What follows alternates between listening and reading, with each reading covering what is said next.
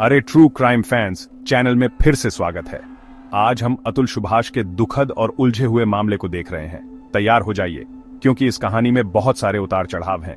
अतुल सुभाष बेंगलुरु के एक 34 साल के कंप्यूटर प्रोग्रामर ने 9 दिसंबर 2024 को अपनी जान दे दी। लेकिन ये एक आम सुइसाइड नहीं था। उसने 24 पन्नों का एक नोट और एक वीडियो छोड़ा जिसमें उसने अपनी पत्नी निकिता सिंघानिया, उसके परिवार और एक जज को भी दोषी ठहराया। नोट के हर पेज की शुरुआत जस्टिस इज ड्यू शब्दों से होती थी। अतुल ने कहा कि निकिता, उसकी मां निशा और उसके भाई अनुराग ने उसे बहुत सारे पैसे देने के लिए मजबूर किया।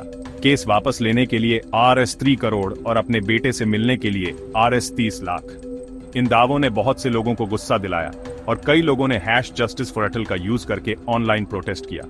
अतुल की मौत के बाद उसके भाई विकास मोदी ने पुलिस को बताया कि निकिता और उसका परिवार जिम्मेदार था।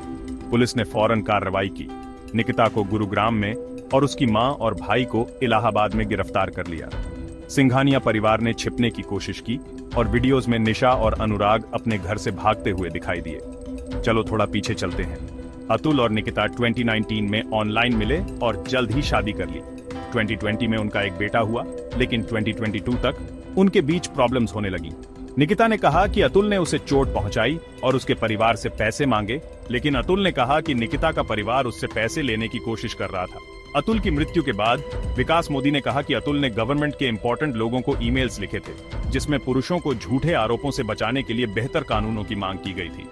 निकिता के अंकल ने कहा कि उसके खिलाफ दावे सच नहीं थे और जब वह भारत वापस आएगी तो वह सब कुछ बताएगी। इस कहानी पर कई लोगों ने रिएक्शंस दिए, प्रोटेस्ट्स हुए, विजिल्स हुए और लोगों ने कानून में बदलाव की मांग की। ये मामला दिखाता है कि शादीशुदा कपल्स के बीच प्रॉब्लम्स कितनी कॉम्प्लिकेटेड हो सकती हैं और लोगों की रक्षा के लिए बनाए गए कानूनों का दुरुपयोग कैसे किया जा सकता है।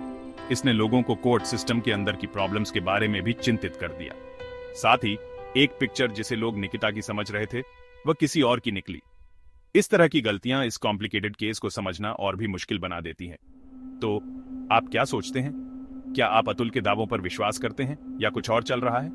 नीचे कमेंट्स में अपनी राय बताएं और अधिक ट्रू क्राइम स्टोरीज के लिए लाइक, शेयर और सब्सक्राइब करना न भूलें। अगली बार तक क्यूरियस रहें और सेफ रहें।